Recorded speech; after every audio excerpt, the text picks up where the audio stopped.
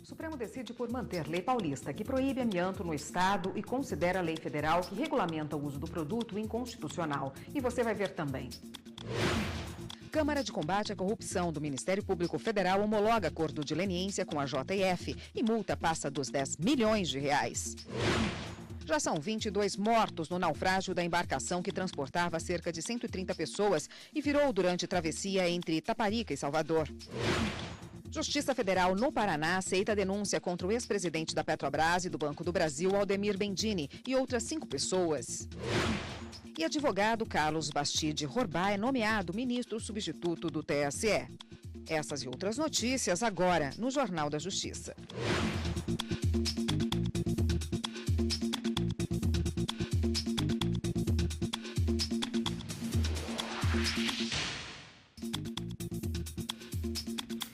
Olá, boa tarde para você.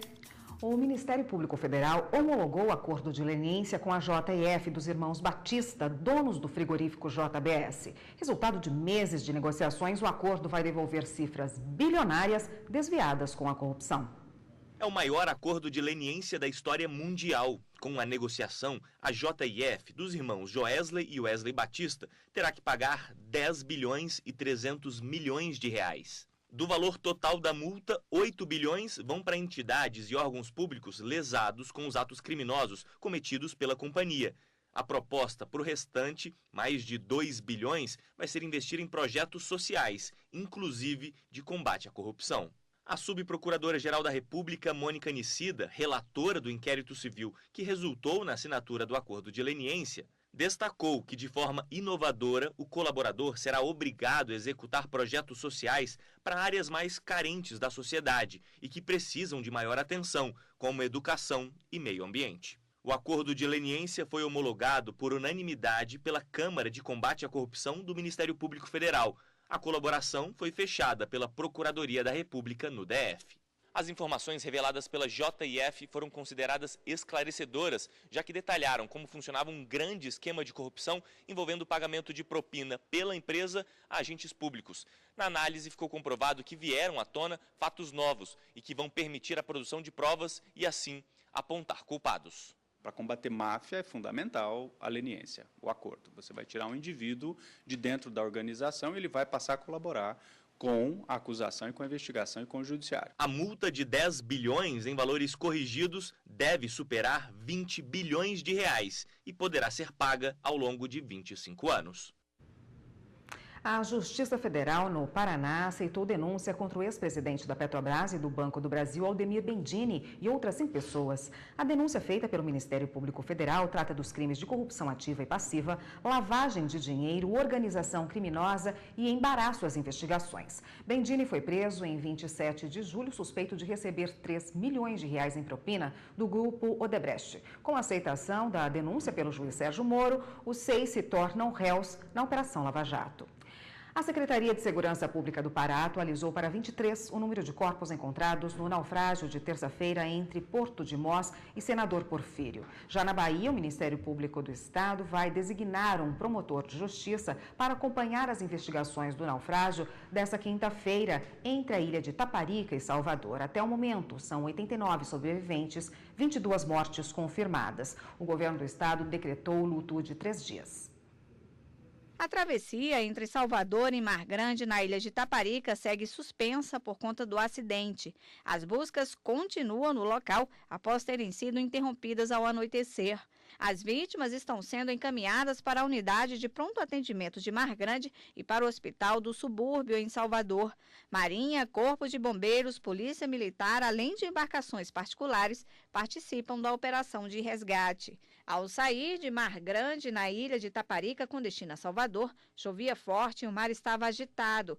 A viagem foi interrompida a 200 metros do terminal marítimo. Cerca de 130 pessoas estavam a bordo. Segundo a Agência Estadual de Regulação de Serviços Públicos, a embarcação estava regular. A Marinha e a Polícia Civil abriram inquéritos para apurar causas, circunstâncias e responsabilidades do acidente. A embarcação vai passar por uma perícia e testemunhas serão ouvidas. No Pará, as buscas pelas vítimas do naufrágio da terça-feira no Rio Xingu foram retomadas pela manhã. A Polícia Civil, que investiga o caso, trabalha com o número de 49 pessoas que estavam a bordo da embarcação. A gente fez algumas perícias, né?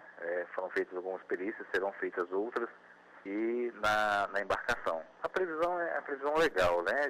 De 30 dias.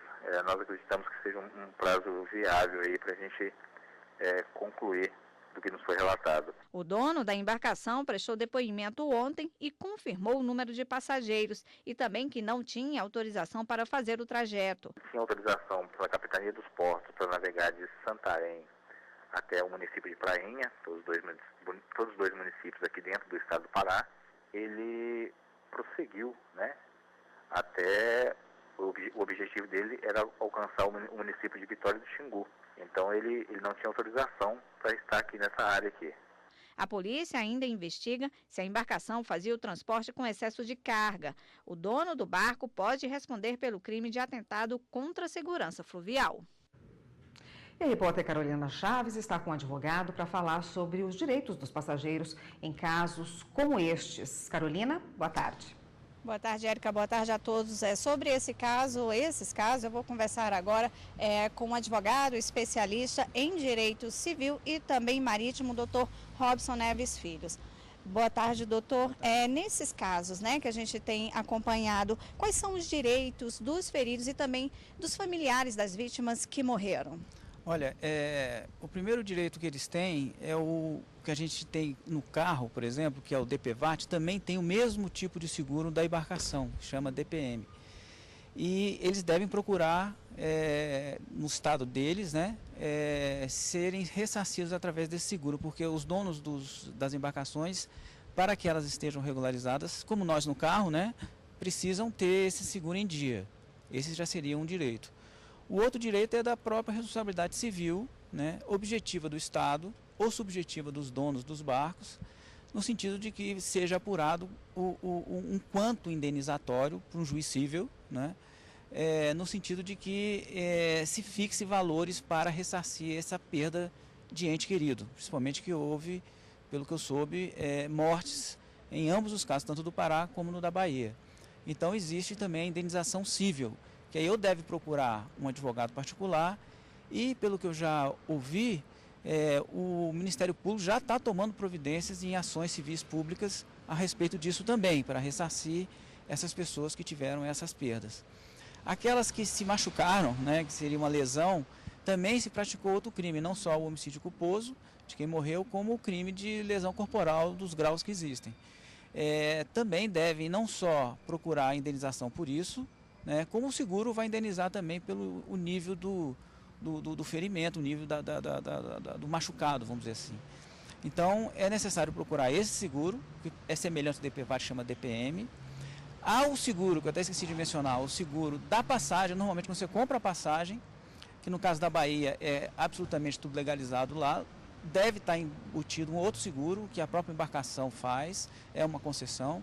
Agora, o caso do Pará, se o barco não era clandestino, mas a carga era clandestina, não podia estar levando pessoas, ou aquela quantidade de pessoas, vai responder ainda mais o dono do barco, a empresa dona do barco, indenizando essas pessoas, além dos seguros, evidentemente, que elas tiverem direito de receberem por conta da morte dos familiares. Ok, muito obrigada pelas informações. É com você, Érica. Obrigada, Carolina.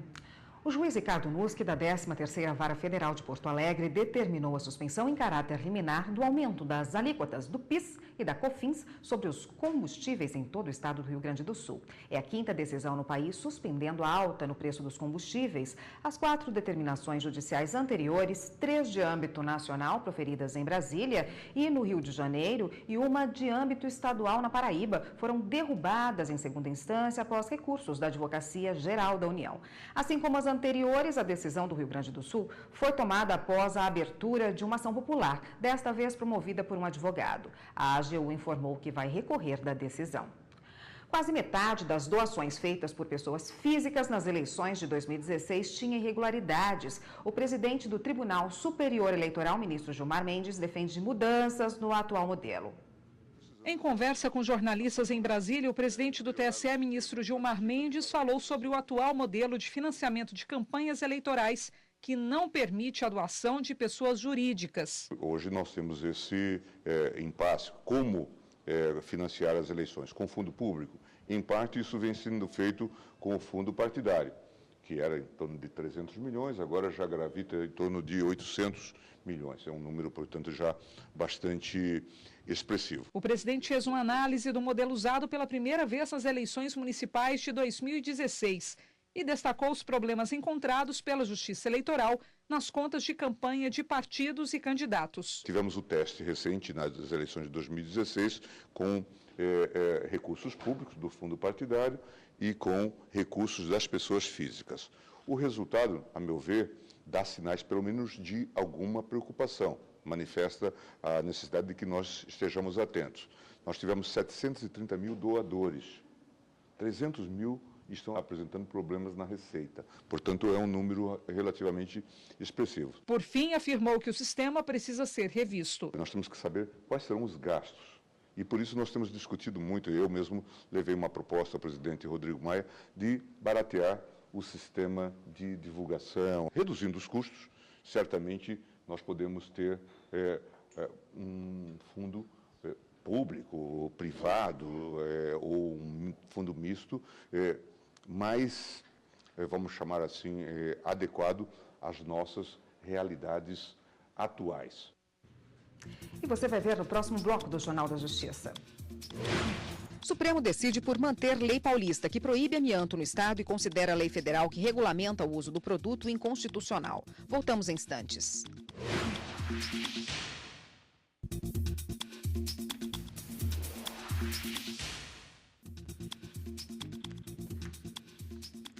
Os ministros do Supremo declararam a inconstitucionalidade do artigo da lei federal que permitia a extração, industrialização, comercialização e a distribuição do uso do amianto na variedade crisotila no país. Também mantiveram a lei estadual de São Paulo que proíbe a produção e venda do amianto e vão julgar processos de outros estados.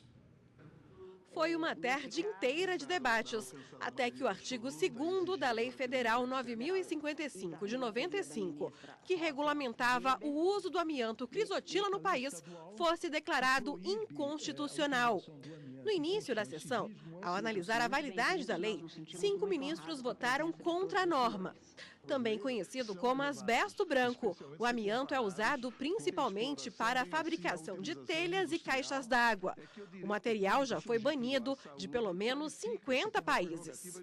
São tão graves, senhora presidente, são tão graves as consequências, quando não letais, provocadas pelo uso, ainda que controlado, do amianto, inclusive o amianto de tipo crisotila, que a exploração econômica desse mineral, tal como revelado pela eminente ministra Rosa Weber em seu doutíssimo voto, já foi proibida em mais de 50 países. Já votei nesta matéria especificamente, acompanhando e reajustando até, na esteira de um reajuste também do voto do ministro Eros Grau, na ação direta de inconstitucionalidade 3356, no voto no qual me pareceu exatamente como agora afirmado nos votos que acompanharam a ministra relatora, a importância fundamental e que sobreleva do direito à vida, ao meio ambiente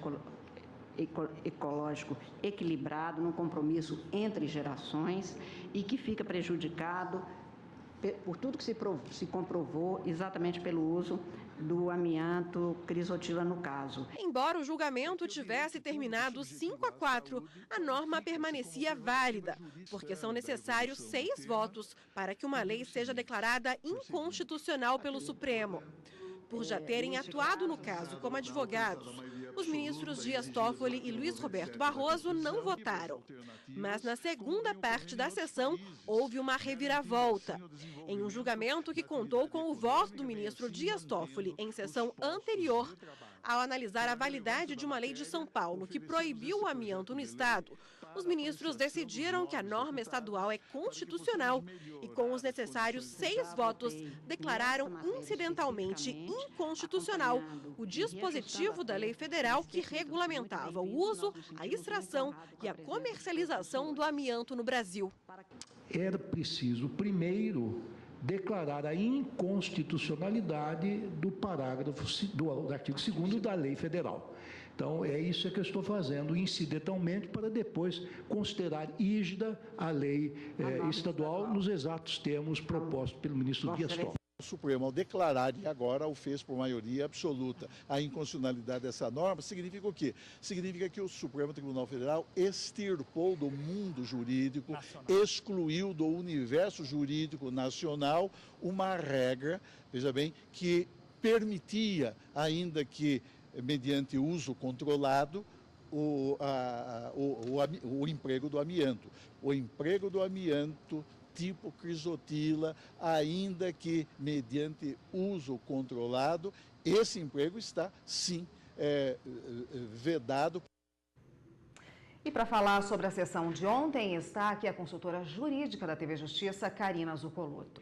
Karina, essa decisão do amianto, acabou ontem no plenário, acabou gerando uma série de dúvidas a respeito. Afinal, está proibido ou não o uso e comercialização do amianto no país? Nós não podemos dizer, de uma forma técnica, que o Supremo Tribunal Federal, a partir da decisão proferida ontem no plenário, por uma maioria que foi alcançada de 6 votos, afastando a constitucionalidade do artigo da lei federal que permitia o amianto, que houve uma proibição pelo Supremo. Isso não está tecnicamente correto. Por quê? Quem pode proibir a utilização ou não é o Poder Legislativo. E o Supremo Tribunal Federal faz parte do Poder Judiciário. Tanto que na ação que estava sendo colocada em julgamento na sessão de ontem, Érica, questionava justamente uma lei do Estado de São Paulo que proibia a utilização do amianto dentro do seu território. Então, o questionamento era se o Estado poderia legislar sobre essa norma, uma vez que existia, dentro do cenário jurídico brasileiro, uma lei nacional permitindo e regulamentando o uso do amianto. Os ministros, na sessão plenária de ontem, na primeira parte do julgamento, por uma maioria de 5 votos apenas, porque ministro Dias Toffoli e ministro Luiz Roberto Barroso estavam impedidos de votar naquela ação que efetivamente acabou sendo concluída, na primeira parte do julgamento, por 5 votos, entenderam que a lei federal que permite o uso do amianto, e aí a maioria que acabou se formando, se uniu ao voto do ministro Dias Toffoli, que há 3 semanas já havia proferido o seu voto no plenário também, entendeu que a lei nacional é inconstitucional, pelas razões do voto do ministro Dias Toffoli e pelas razões que foram colocadas ontem também, mas principalmente pelo voto do ministro Dias Toffoli. A partir desse julgamento, como não se alcançou o mínimo de 6 votos necessários para a declaração de inconstitucionalidade de qualquer lei no Brasil e, com isso, afastar a sua obrigatoriedade, a lei continua existindo, mas o afastamento da sua obrigatoriedade é preciso 6 votos nos ministros no plenário do Supremo. Como isso não foi alcançado, os ministros não declararam a inconstitucionalidade, ficava tudo como antes. Mas no segundo momento, na segunda parte da sessão plenária de julgamentos ontem, uma outra ação foi retomado o julgamento, naquela em que o ministro Dias Toffoli havia votado na semana retrasada, e aí 5 votos proferidos no julgamento anterior, somado agora ao voto do ministro Dias Toffoli, formou-se a maioria necessária para entender que a norma nacional da Lei 9.055 de 95, que permite essa distribuição, extração, industrialização e comercialização do amianto, viola a Constituição. Então, o Supremo afasta a permissão do uso do amianto.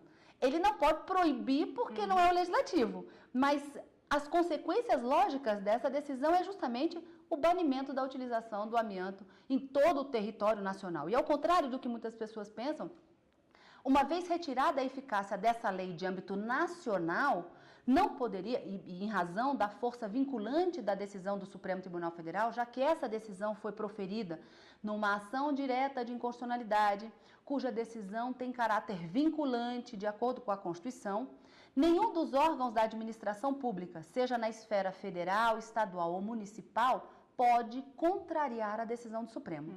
Noutras palavras, o Poder Legislativo da União, se amanhã ou depois o Congresso Nacional vier editar uma outra lei permitindo o uso do amianto, o que vai acontecer? Vai violar a autoridade da decisão do Supremo que foi proferida ontem, que não permite o uso do amianto. A tendência é que seja declarada inconstitucional. Se um Estado legislar permitindo o uso do amianto, vai chegar no Supremo, afrontando a decisão vinculante do Supremo nessa ação direta de inconstitucionalidade. Por outro lado, é possível que os Estados proíbam o uso do amianto, e isso sim seria compatível com a decisão, já que a proibição não é inconstitucional, mas a permissão e a utilização a partir da decisão do Supremo, sem dúvida alguma.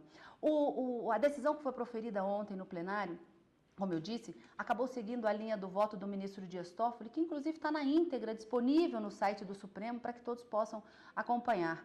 O ministro Dias Toffoli disse que, como a matéria girava em torno de um assunto envolvendo produção e consumo, tanto União como estados e municípios podem legislar sobre essa matéria. No entanto, quando existe uma norma de âmbito nacional, uma norma federal, vamos dizer assim, editada pelo Congresso Nacional, permitindo o uso do amianto, os estados não poderiam proibi-lo. No entanto, quando os ministros declaram a lei federal inconstitucional, afasta a norma geral, permitindo, de acordo com o artigo 24 da Constituição, que os estados legislem plenamente sobre esse assunto. Então, quando afasta a permissão do uso, a proibição existente na lei do Estado de São Paulo é perfeitamente constitucional e, com isso, consideraram válida a constitucionalidade da norma do Estado de São Paulo. Como você disse no início, outras ações questionando leis que proíbem o amianto em todo o Brasil, de outros estados, também estão sendo questionadas aqui no Supremo e devem retornar ao plenário quando a ministra Carmen Lúcia pautar esses processos novamente. Mas ainda há algumas ações que ainda devem ser submetidas ao crivo do Supremo e, acredito eu, dando um resultado como esse que foi proferido ontem. Declarando a norma federal inconstitucional, as leis que proíbem nos estados seriam constitucionais. Só para a gente deixar claro, então, que é o que gerou o maior número de dúvidas foi a quantidade, o número de votos, né? Muita gente, 5 votaram em plenário, mas já havia o voto do ministro Toffoli, que somou-se 6, e aí suficiente para declarar inconstitucionalidade. Exatamente. A grande dificuldade do entendimento do julgamento ontem foi em razão dessa dinâmica. Na primeira parte, 5 votos, entendeu inconstitucional, mas não declarou. Na segunda parte, aí sim, com o voto do Dias Toffoli, 5 mais 1, 6, maioria absoluta, Constituição atendida, cláusula de reserva do plenário, esse é o nome que a gente dá, atendida perfeitamente para afastar, extirpar, como disse o ministro Celso, do ordenamento jurídico, a possibilidade de uso do amianto em todo o Brasil. Obrigada, Karina, pela participação e pelo esclarecimento, que hoje acho que esclareceu muita gente, né? Obrigada. Sem dúvida, eu que agradeço. Até mais. A 4ª turma do Superior Tribunal de Justiça equiparou a união estável ao casamento em casos de herança. Os ministros seguiram o entendimento do Supremo Tribunal Federal, que declarou inconstitucional a diferenciação entre os dois regimes. O caso analisado foi de um homem que morreu enquanto mantinha uma união estável e tinha um filho adotivo.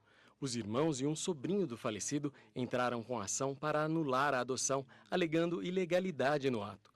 A sentença de primeiro grau não reconheceu a legitimidade dos autores da ação, porque na ordem sucessória, a companheira seria a parte legítima para propor a demanda. O Tribunal de Justiça do Rio Grande do Sul reformou a decisão com base em um artigo do Código Civil, onde os companheiros devem participar da sucessão em concorrência com outros parentes até o 4º grau. No STJ, o relator do caso, o ministro Luiz Felipe Salomão, considerou que o STF já havia declarado esse artigo inconstitucional por fazer distinção entre casamento e união estável. O relator explicou que a companheira passa a ocupar posição idêntica ao do cônjuge na ordem de sucessão legítima. Por isso, os ministros declararam que os autores da ação não têm legitimidade para propor a demanda. Foi anulado já com essa repercussão, já adotando a nova sistemática de direitos iguais por conta, da união estável. Então, se existe uma companheira, ela é que tem que figurar, ela é que tem que abrir né, e administrar o espólio. Então, e ela vai concorrer de igual, né, como se casada fosse do regime de casamento. E você vai ver no próximo bloco do Jornal da Justiça. Advogado Carlos Bastide Rorbá é nomeado ministro substituto do TSE. A gente volta já já.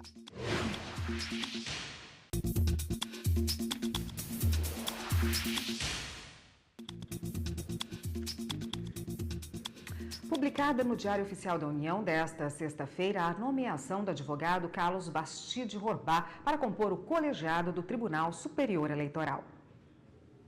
Carlos Bastide Rorbá foi nomeado para uma das vagas de ministro substituto da classe dos juristas do Tribunal Superior Eleitoral. Ele vai ocupar a cadeira deixada pelo ministro Tarcísio Vieira, que tomou posse como ministro efetivo da Corte em maio deste ano. Carlos Bastide Rorbá é gaúcho e se formou em Direito pela Universidade Federal do Rio Grande do Sul. Cursou doutorado na Universidade de São Paulo, onde também leciona Direito Constitucional. IP, a árvore símbolo de Brasília, é o tema do Meio Ambiente por Inteiro desta semana. A cidade ficará florida até meados de outubro. Mas por todo o país, a árvore que floresce no inverno ganha destaque nessa época do ano. O programa traz uma aula sobre como cuidar do IP, que em Tupi-Guarani significa casca dura. O Meio Ambiente por Inteiro é amanhã, 12h30. Esta edição do Jornal da Justiça fica por aqui. Uma ótima tarde para você, um excelente fim de semana. Até segunda-feira.